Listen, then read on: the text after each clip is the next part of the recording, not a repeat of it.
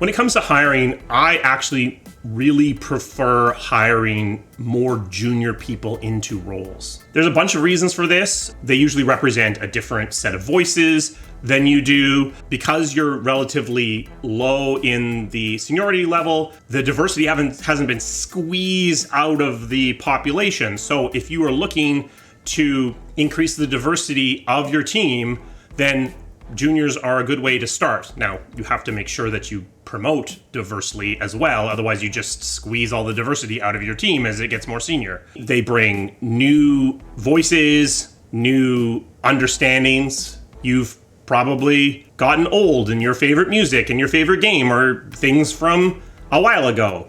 They are still more immersed in what is currently trending, but also a more junior person doesn't come with as much cultural baggage as a more senior person. And by that I mean that if you hire someone that's worked at another company for a decade, they have habits, they have understanding of the way that the business process works that is probably different at your studio. And so you have to essentially undo that in order to retrain them in your culture and your norms. And sometimes that never works. Indeed, what I would say is, from a hiring perspective, I have had a much higher probability of success hiring into junior roles and then growing and promoting from within, as opposed to hiring senior roles. I have successfully hired senior people, for sure. And some of the best people I've ever worked with were senior people with lots of experience from other studios. But some of the biggest disasters that I've ever worked with were hired with years of experience at other studios because they were not a cultural fit or they were misrepresenting their experience. And you're really expecting senior people to come in and hit the ground running, being productive almost immediately. With a junior, you're expecting there to be training.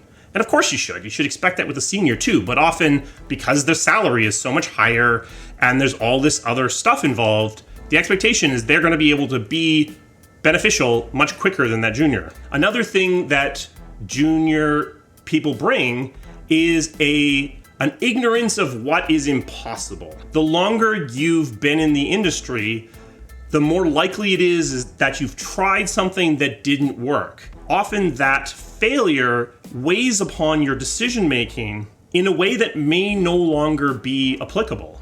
You may be convinced that this thing that you tried in 2003 is impossible because it didn't work in 2003. But it's not 2003. It's 2022. It's been 19 years. The industry has moved on. The business has moved on. The players have moved on. Bringing in junior voices, they don't know that it's impossible. And maybe it is possible. Maybe they can provide the insight that allows something to happen where your more senior people can't. Now, all this isn't to say that you shouldn't have senior people on your project. There are especially some of the more dangerous areas around internet and security and legal issues where you probably want someone who already knows what they're doing, at least as part of the team. But for me, I like a team that has a very, very sizable percentage of juniors because I just think that they bring a vitality and diversity to the process that you can't get really any other way. So if hiring juniors is so great, why do studios often not do it as much? And the reason for that is because there are essentially two ways to budget a project, two broad ways. You can budget based on pure dollars, or you can budget based on headcount. And often projects are budgeted based upon headcount, or staff months, or some sort of metric that basically means number of people for length of time. But of course, if you do that, it is inevitable that you are going to end up hiring more senior people. If I only have the headcount budget to hire a single person, it's much harder for me to convince myself to hire a junior person straight out of school as opposed to a person with 15 years experience. Because if those are being treated as being equivalent, they're not equivalent. The more senior person should be more effective. Whereas if you do your budgeting based on dollars, you're in a totally different situation, because that very senior person might cost as much as 1.5, 2, 3 more junior people. And in a lot of cases, you're better off with those 3 junior people, or even 1.5 junior people in a lot of cases, because they bring all of those great things that junior people bring. But as long as you do your budgeting based on headcount, there's just an immense amount of pressure against bringing in more junior voices. Note that I say dollar budget, not salary. You really shouldn't use salary for budgeting purposes, because there are fixed costs associated with each person you hire. You have to get everyone a computer, they need a place to sit. If you're in an office,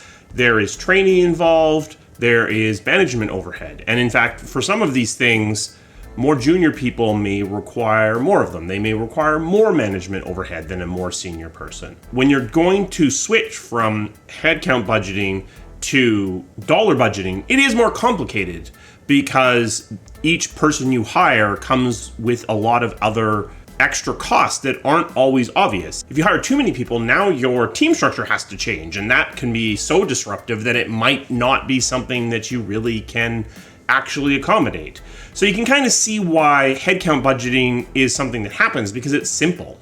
It is keep your team like this size, this shape, but it still results in these very bad behaviors where certain kinds of hires are prioritized over other kinds of hires in ways that I think is very destructive to culture. At the end of the day, I guess what I have to say is hire more juniors, hire diverse juniors, make sure you have a pipeline so that those juniors can grow into seniors. Make sure that's a diverse pipeline so you don't squeeze the diversity out of your studio as you go. Do not budget your projects based upon headcount. Just use dollars. It's going to at least stop encouraging bad behavior. Hopefully that helps. Special thanks to my members. They provide the resources that this channel needs to keep running. If you are interested in becoming a member, there's a link down in the description. If you found this video interesting, please give it a thumbs up. Maybe share it with the person that handles your finances, or your HR department, or your recruiting department.